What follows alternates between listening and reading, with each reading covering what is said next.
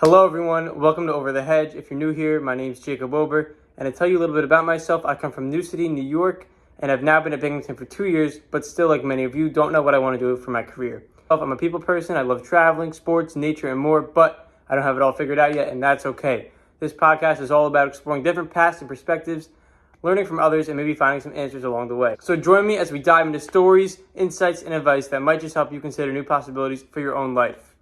In this podcast, we have Jonah Poueriet. Jonah is a rising senior studying economics who is heavily involved in campus and has lots of wisdom beyond his years, so enjoy.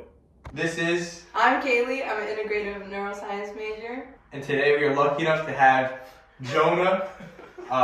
Jonah, would you like to give yourself a little introduction? Yeah, so my name is Jonah Poueriet. I'm a junior on campus studying economics, and I'm on 2 e-boards here on campus, Financial Literacy for the Youth, and also the Binghamton Real Estate Society. I heard about Harper's Edge for the first time through an old mentor of mine, who used to be the president of Financial Literacy for the Youth, and I'm very grateful to have met Aaron and all the staff there who've helped me tremendously here throughout my time at Binghamton University. So thank you guys for having me today. Hey, appreciate you. So let's jump right in. So first, we know that you are a transfer student, and we wanted to know why did you transfer and what the process was like coming here and getting acclimated to campus life. So you could speak to that. Also, where did you transfer from? All right, so yeah, I'll start off with where I was originally my freshman year. So I went to SUNY Brockport where I was studying exercise science, and I was also part of their wrestling team. So I was a big wrestler in high school, loved it. As soon as I got to Brockport though, I quickly realized that wrestling wasn't really going to take me anywhere or help me find what exactly I want to do in life. I was taking all these exercise science courses, and I just realized that that wasn't something I wanted to pursue, and like careers within the health field wasn't something I wanted to do. I decided to go and speak to a career counselor at SUNY Brockport, and she helped me realize that I wanted to do something within business or study econ here. So I applied to a bunch of different schools: Binghamton, Buffalo, Albany, Stony Brook, and I got into all of them, but I ended up choosing Binghamton because my brother was already here and he looked like he was having a lot of fun. So, and then my major, again, I wanted to do business or econ, so I didn't get into business school, unfortunately, so I had to default to econ. And as a transfer student coming here, wanting to do business, but not being able to go into the school of management, which I think a lot of kids can relate to. Yeah. What would you say about the opportunities within Harper? I would say that I feel like SOM does provide students with more opportunities to grow within the business realm. However, Harper is great, and no one else has Harper's Edge at Binghamton, so I would utilize any resources that you guys can get. Harper's Edge is definitely the one that's helped me the most here in Binghamton. So. And what resources on campus have you found to be most helpful? Yeah, so to answer that question, you already know Harper's Edge, the Fleischman Career Center, Mentor Match, which I think is sponsored by Fleischman. I've spoken to a bunch of people on that. Obviously, building your LinkedIn and then reaching out to people is a good way to connect. And then just getting involved in clubs, right? You meet so many different people who have done so many different things, and just opening up your network to everyone is a way to I don't know. Yeah. To open new doors. Yeah, to open new doors. So when you looked at these student organizations, which one stuck out to you, and how did you figure out, I want to go and do this? Fly, again, I was already interested in learning more about my own personal finances, and Fly was essentially that, an educational club to teach you about financial literacy. So that was like the first club I ever got involved in. Then the powerlifting club here, I was always a big gym guy, and I just had stopped wrestling and I needed something to fill that little void. So powerlifting was the second club that I got really involved here. And then finally, the Binghamton Real Estate Society. When I first joined it, they were small. I was probably like one of 5 people in it, but I was always interested in real estate. And that sophomore year that I transferred here, my mom had just started looking at investing into a short-term real estate property or an Airbnb. And we eventually got it, and she's taught me and showed me how to manage the property through the Airbnb app and just all the finances that go through it. So that's kind of what got me started with the Binghamton Real Estate Society. And that's pretty much it. Those are really the only clubs that I'm very involved in. Speaking about how involved you are, we know besides clubs that you also have a few jobs, such as working at the East Gym, the Rat, and Jimmy's, what's it called? Like bouncing. Yeah. So we were wondering, with so much involvement, first, how do you keep a work-life balance? Alright, so one thing that I do every single night is I prepare for the next day. I have a post-it note on my computer that sits right next to the mouse, and also I keep a list in my notes app with everything that I need to do or get done for the next day. So that alone is the one thing that probably helps me manage everything that I have to do. And two, Aaron Cody has showed me how to use my Google Calendar,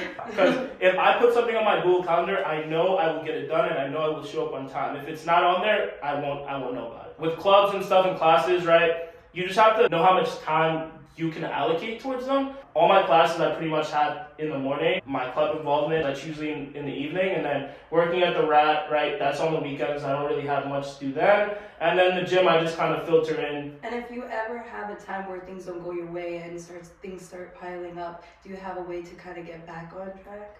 So when I'm overwhelmed and I have a bunch of things to do, the mindset is always focus on what's in front of you right now, because you could have 10 different things that you have to do in one day, or 10 different things you have to do in that 1 week, like maybe 3 tests, a presentation for Fly. You have work, do an assignment that's due at 3, and then the presentation at 5. Do the assignment that's due at 3, and then focus on the next thing. And then if for some reason there's things that are overlapping, right, you always have to just pick which one's of more importance, obviously. So yeah. And I just know you're a very hard worker, a hustler. And like I was wondering, like, because I know a lot of kids sometimes maybe really just don't feel like doing things, or just they can lose motivation. So I was kind of wondering, like, what is your like inner dialogue? So I just always like to think that I always have to be moving forward, right? If I'm not learning something or bettering myself in a way, whether that's right going out, working, making some money, learning a new skill, or just trying to get some extra work done in the week so I don't have to worry about it later. You can always do more, right? You're not going to get anywhere, I think, if you're not putting yourself out there and trying to achieve something. So my I don't want to say this is my goal, but my goal is to always have something to work for. Another goal, you know what I mean? Yeah.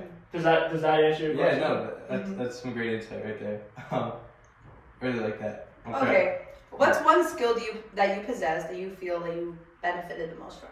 So I guess a soft skill would be my ability to communicate with others, or just being determined to find the next opportunity for myself, right? Because I don't think I would be successful in Binghamton or have met so many people or have done the things that I've done within a year if I haven't put myself out there and tried that thing, even if I felt uncomfortable doing it. Like specifically public speaking with Fly and just other classes, like I wouldn't say I'm the best public speaker, but by putting myself in those situations, that's how you build those skills and keep working towards it. So being able to communicate with somebody and then putting yourself out there, I think are probably the 2 skills, if they count as skills, that I would say are the best things about it. Just take a step back. So I know earlier we were asking like your mindset toward just always having something to do. Also wanted to know kind of the other perspective, like do you ever feel burnt out, or do you ever have a limit where you know you're doing either too much, or kind of like how do you know if you're doing enough?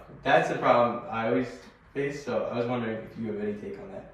I would say you're doing too much when the things that you're trying to work towards are taking away from either your personal life or the things that you enjoy, right? If your work starts becoming so much of a chore where you're not doing, like, what do you enjoy? What do you do outside of school or like to work? play tennis, basketball, right. pickleball. The second that your work starts taking away from that little bit of time that you have to yourself, that's how I know that I'm doing too much.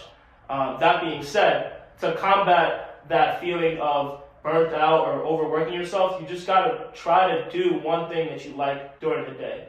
One difference for me this semester from last semester is that last semester I would always put off the gym towards the end of the day, and oftentimes if I had a lot of work to do, I wouldn't go.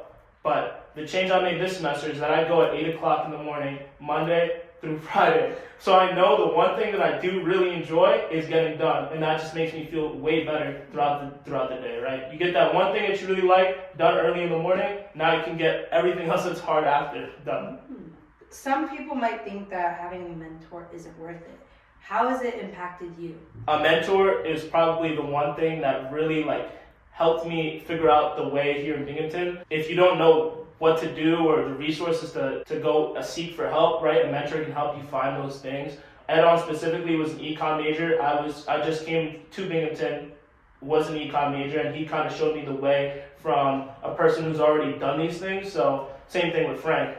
I think a mentor is the best thing you could do for yourself coming here either as a freshman or as a transfer. I don't want to give this advice just specifically to transfers. I want to give it to everybody. Okay. It doesn't matter if you're a senior or not or a grad student, which, I mean, it's a little late, but you're here on campus, right? You're here in college to make connections and to meet new people, to try new things, right? Do those things, right? Go join a club. Go meet new people. I don't know if that means going out, playing a sport here, whatever, right? Hop in Harper's Edge. Everyone is pretty welcoming. I've met so many people there and I don't even work there.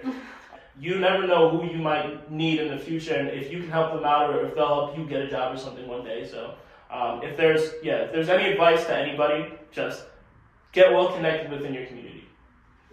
A lot of kids, including myself, struggle with picking a major or a study that will either get them a job and pay the bills, or something that is really motivating to them but may not have so much security job-wise. What's your take on what to pick in school?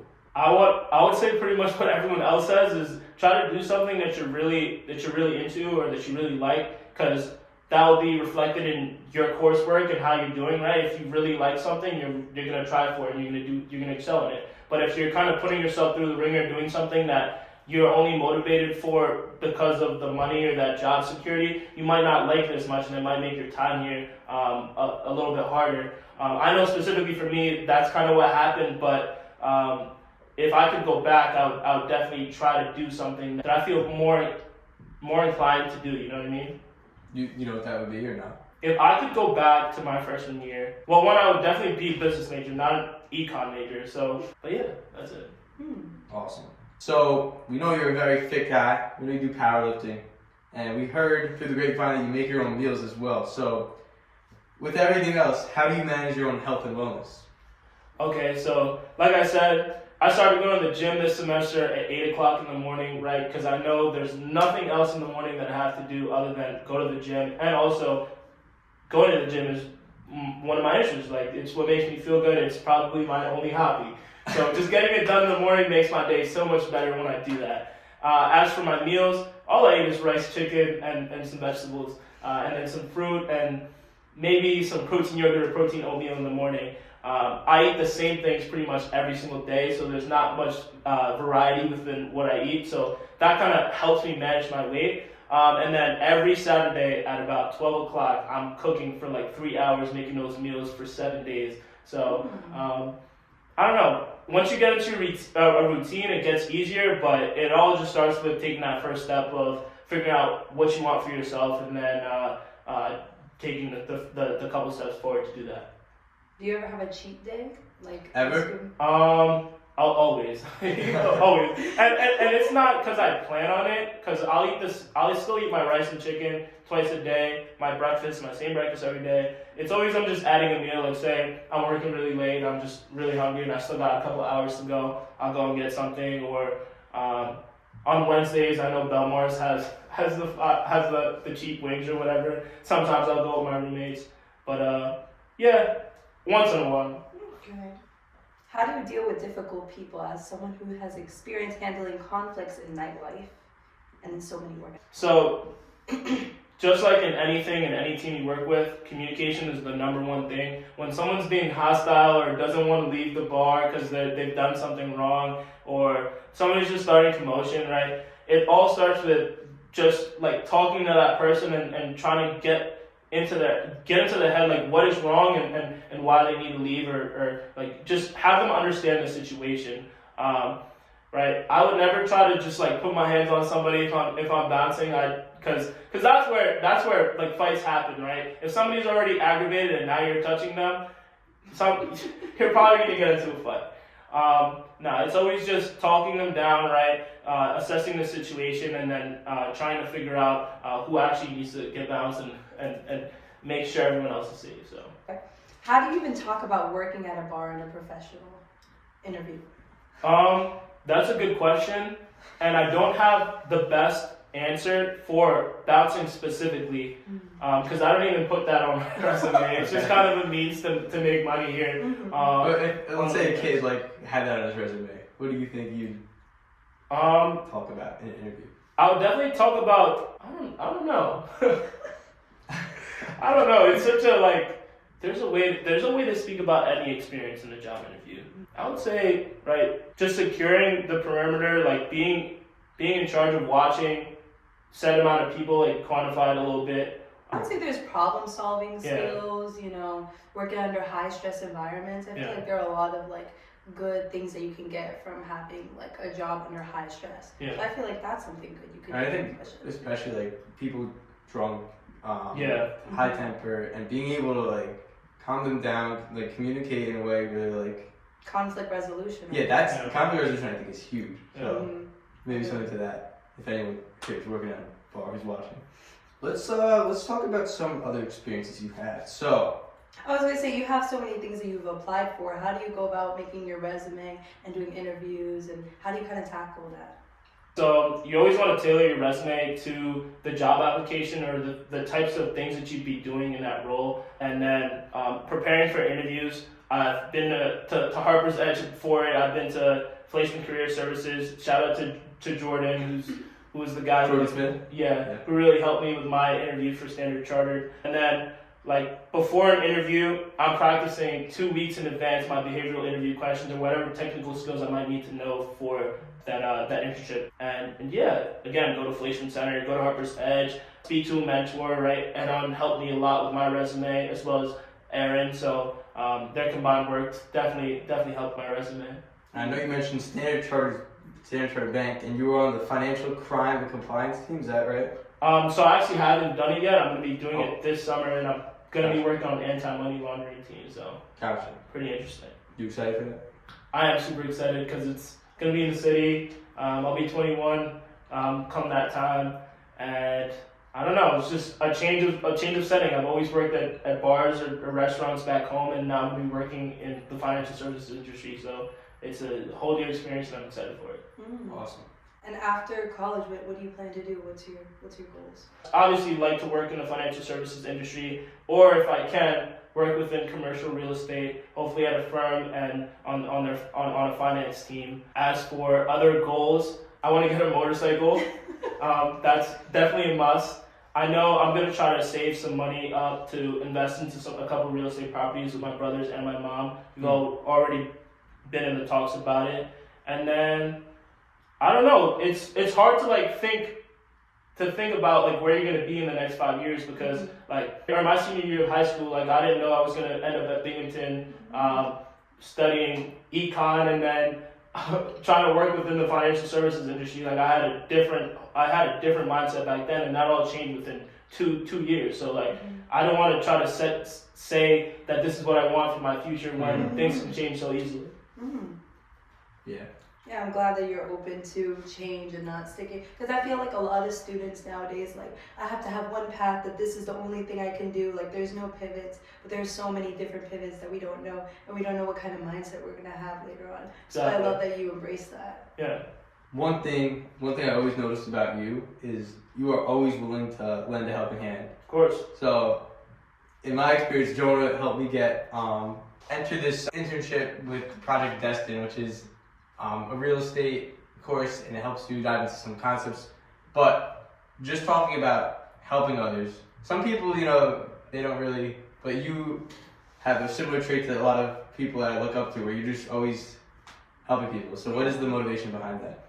The motivation behind that is that others have helped me when I needed it, and I should be paying that forward by helping somebody else.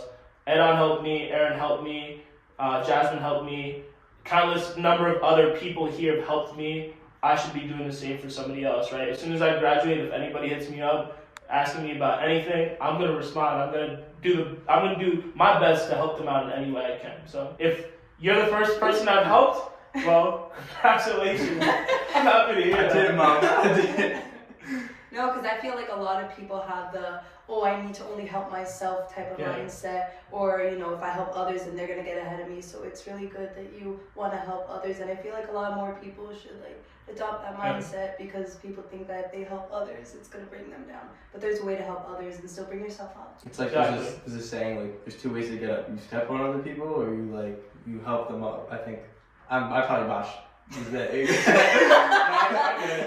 botched the hell out of that. No, But no. you get the concept. I'm definitely a firm believer in that. Like I said, you never know who's gonna help you in the future, who you need. Like if you make a good impression on them now, right? People are more willing to help you on later on, right? Say you become the CEO of like some real estate company in 20 years, and I'm over here looking for a new job. Maybe I can reach out to you, and you remember that I helped you a long time ago get that internship with Project Destin. So help everybody that you can if you have the time for it, if you have the abilities to do so. Awesome. And there's a big Greek life. This is like known as a big Greek life school. So What are your thoughts on it? Yeah, what are your thoughts on Greek life? So I think it's great. I think it has a place definitely in our university, and for the people who choose to be a part of it. I never joined because when I transferred here, I wanted to focus more on figuring out what I wanted to do and how to succeed here, not focusing on that more so that social setting and the partying. But I don't know. I think it's definitely they're definitely okay, right? I wouldn't join one per se, but I know there's a lot of good networking opportunities that they provide, and then obviously just the big alumni networks that they have could be useful to somebody in the future. So if you were thinking about joining Greek life, I would say definitely do it. It's just another way to get more connected within this community. So definitely do it if you want to. Mm-hmm. So that was the bulk of our questions. Yeah, that's amazing. You had some really good insights, so thank you for that. Mm-hmm. I think you should end off with every speaker that you guys have by them giving some type of inspirational saying or quote or something that they believe Life in. motto. Yeah.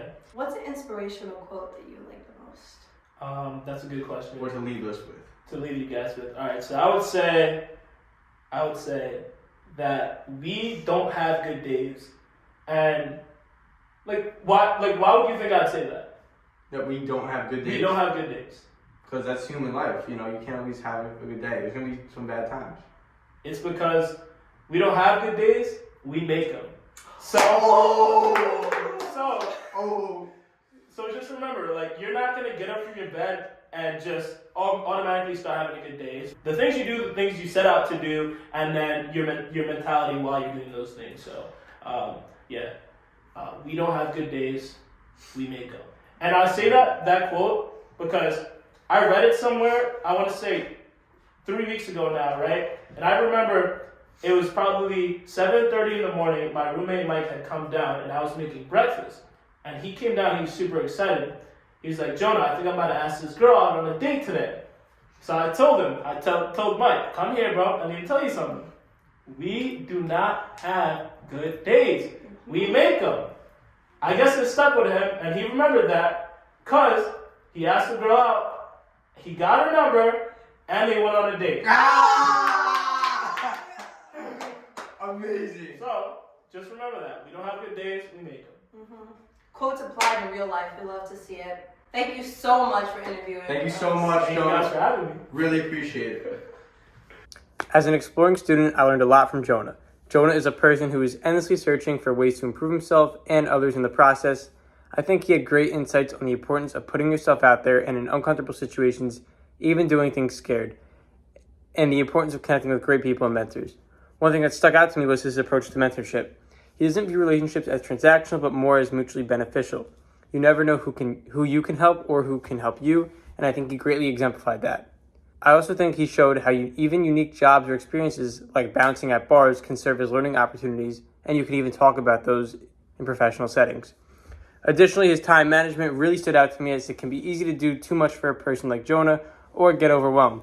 By staying on track, using tools, and focusing on what's in front of him, he's able to stay calm and collected. I will definitely implement his positive attitude and wisdom into my own life. Thank you very much, Jonah.